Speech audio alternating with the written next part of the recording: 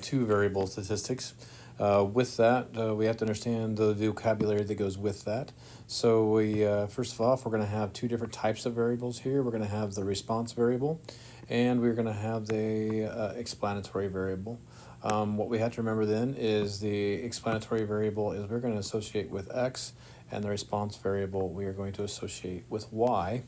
They also can be used with independent and dependent as well. That's actually written out and spelled out in the this.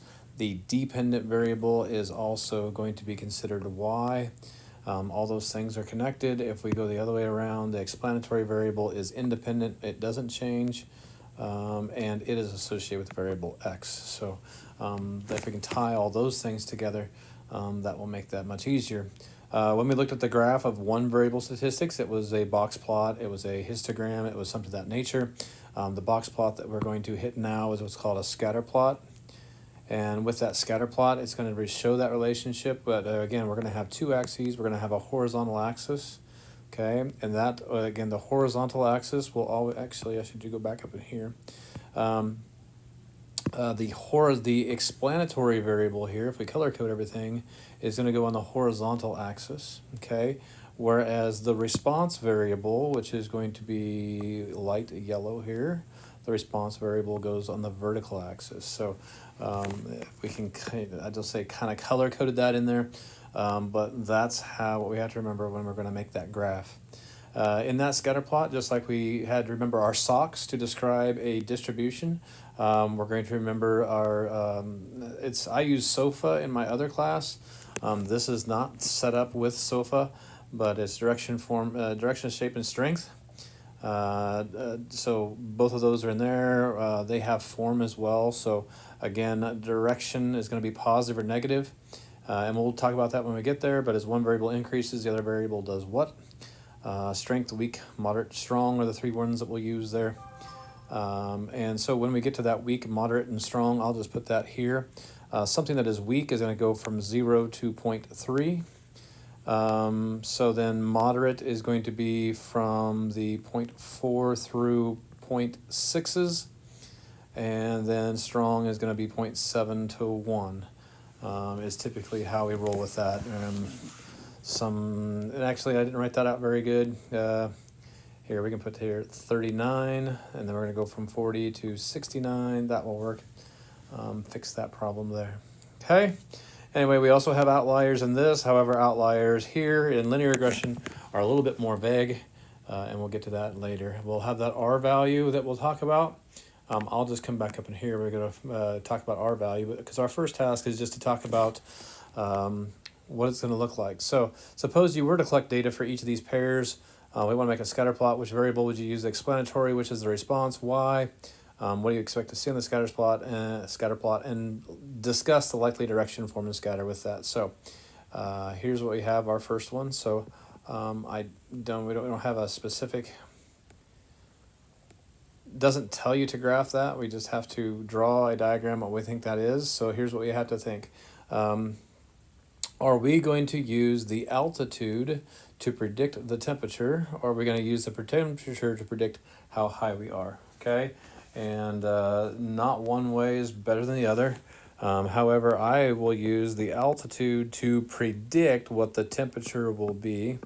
And so, and just to make a scatter plot, okay, not that we can even read that is the word altitude. Let's try again. Here, ALT, there's altitude. So as my altitude goes up, the temperature is going to go down. So it will have this general shape to it, okay? So if we have to describe that and its direction, form, and scatter, that means that it is going to be strong, because it is likely going to have a pattern. It is going to be likely linear, okay? And we didn't talk about directions, but because this is going in a downward direction, one variable is increasing, so this variable is increasing, while at the same time the response variable is decreasing. Since one is increasing and one is decreasing, that forms a negative relationship. Or as I move from left to right, it goes down. Okay? So strong, linear, and negative. And again, we wouldn't have the outliers. Okay. Ice cream cone sales to air conditioner sales. Again, it's just I didn't spread this out very much at all. So we're just going to have to kind of weasel it in where we can weasel it in. So I'll label this one. This one was A.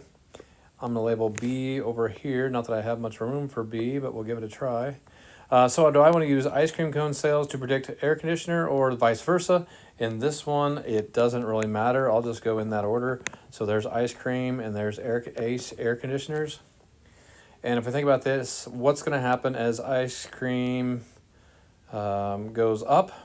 So as we move this direction, okay, what's going to happen to, whoops, wrong color. Okay, what's going to happen to my air conditioner sales is what I'm trying to figure out in my head. Okay, AC is likely going to go up as well. Now this one, and this is the part that we have to play around, start to think about is, as ice cream cone sales increase, so do air conditioner sales.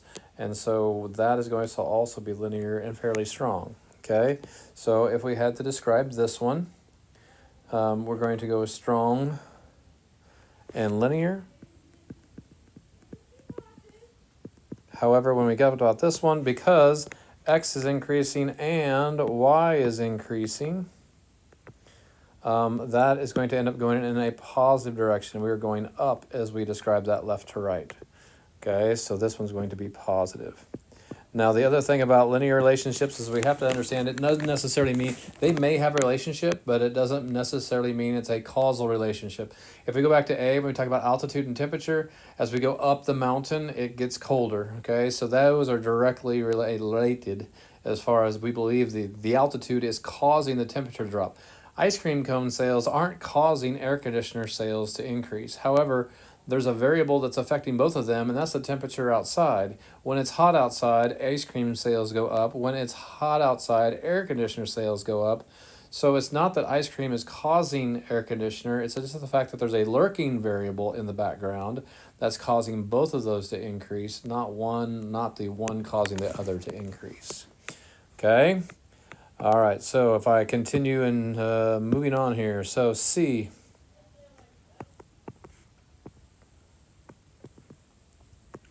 We got age ends to grip strength. I am going to put age on my x-axis and grip on my response. And so as I get older, I can squeeze something harder.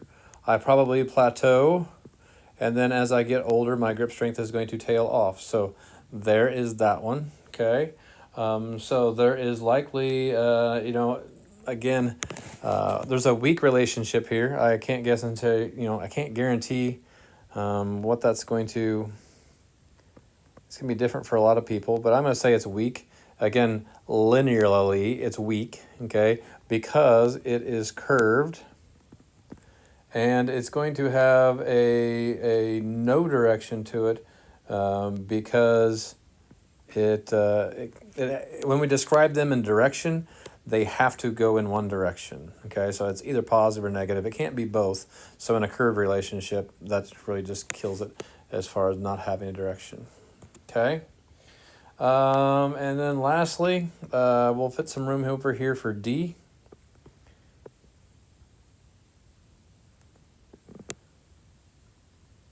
And I don't know why that was, oh, there we go. Sorry. Okay, we're going to use our blood alcohol level to predict our reaction time. Now this one we have to think about a little bit. As my reaction time increases, as my blood alcohol level increases. Now we have to think about that. We always think it changes our reaction time. It actually makes our reaction time longer, and it's actually going to, at some point in time, it becomes actually exponential on that.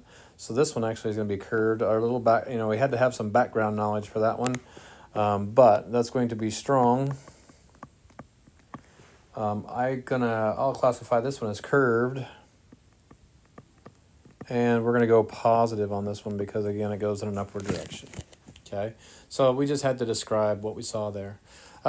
In this one, it's which of the scatter plots at the top of the next column show little or no association. So what we have to remember here is association is a pattern, okay? So I'm going to write that somewhere, I don't know, association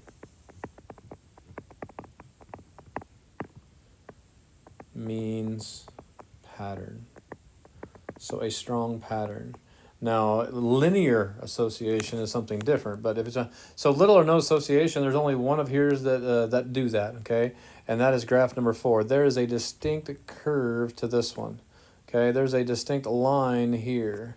There's even a better distinct line going in this direction. This appears to be a shotgun blast. It's somewhat negative because I don't have, okay, we don't have holes down here as far as down here or up here to square that off. So therefore there is a negative direction to that.